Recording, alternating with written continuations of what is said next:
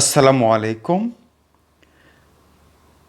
যখন বাংলাদেশের প্রধান উপদেষ্টা ডক্টর মোহাম্মদ ইউনূস স্যার এবং বিএনপির ভারপ্রাপ্ত চেয়ারম্যান জনাব তারেক রহমানের বৈঠক অনুষ্ঠিত হলো, তারপরেই এনসিপি জামায়াত বলতে শুরু করলো যে বর্তমান সরকার একটি দলের দিকে ঝুঁকে পড়েছে।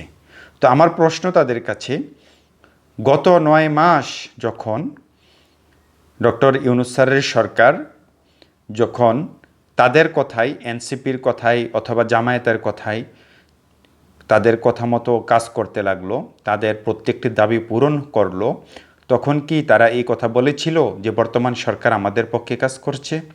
এমন কথা তো আমরা শুনতে পারি নাই। তো আমি মনে করি বাংলাদেশ জাতীয়তাবাদী দল বিএনপি বাংলাদেশের ভবিষ্যৎ গণতন্ত্রের জন্য অত্যন্ত গুরুত্বপূর্ণ। তাদের উপরেই নির্ভর করে, তাদের ভূমিকার উপরেই নির্ভর করে কিভাবে বাংলাদেশ সামনে এগিয়ে যাবে। তো ইউনূস স্যার যে সিদ্ধান্ত নিয়েছে অবশ্যই বাংলাদেশের জন্য শুভকর। আশা করি ইউনূস স্যার সঠিক সিদ্ধান্তই নিয়েছেন এবং ভবিষ্যতে নেবেন। আসসালামু আলাইকুম।